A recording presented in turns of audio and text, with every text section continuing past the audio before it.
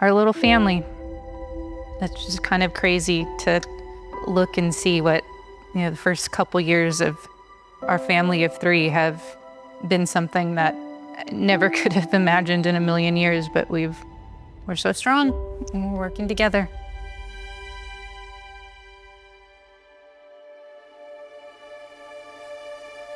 I was nursing my daughter at the time, and we were working on weaning, and so my initial conversations with the doctors were like, oh, it's hormonal, it's normal to have headaches. And so for a while I brushed it off, and it did just reach a point where I'm like, this is not normal. Like, my body is trying to tell me something. I told my husband, I'm like, something's not okay. And so we went to the ER and had that initial scan, and from there everything just moved so fast.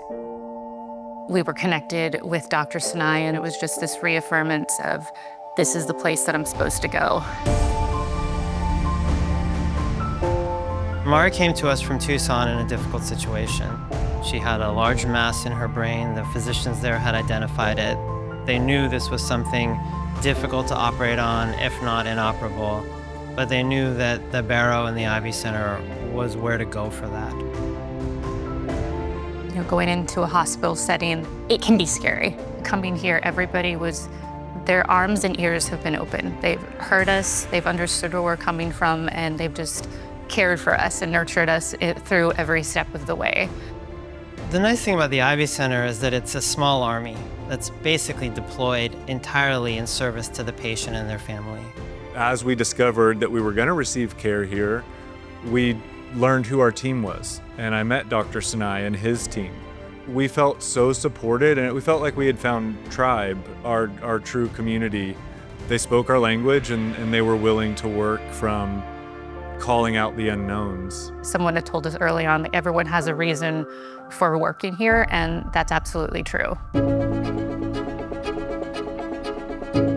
Mari refers to this entire event as a blooper in her life. We want patients to think about these difficult tumors as exactly that, something that they can get past with us and get on with their lives beyond.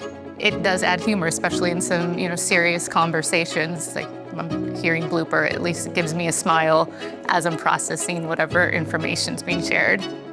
This version that she has, a K27 mutant, really identifies her tumor as one of the most aggressive subsets of glioblastoma that we've ever seen. We believe that these tumors have to be reduced down to their basic biology, and there's a different solution for each one of these biologies.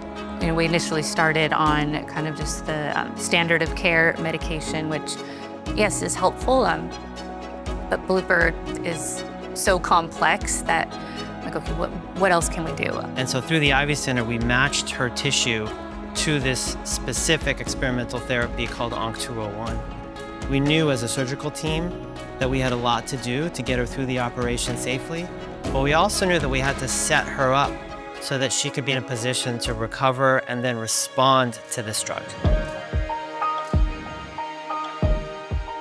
For Mari, she went through multiple operations, a lot of difficulty and challenges with the recovery, the uncertainty of the diagnosis.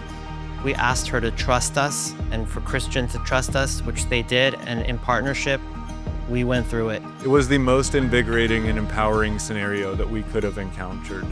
And we found it every morning, that this is where we were supposed to be and guided to in the wings of angels. It's gratifying to see a patient go through so much difficulty as she did, and then be able to look back on it, as a minor event, as something that she got through, which she did. I want it to be behind me so I can talk about my blooper reel and show that. My husband, my daughter, they're my world. Just a little window into the journey Christian and I were on and the adventures we were taking before all of this, and that there's many more of those adventures to come.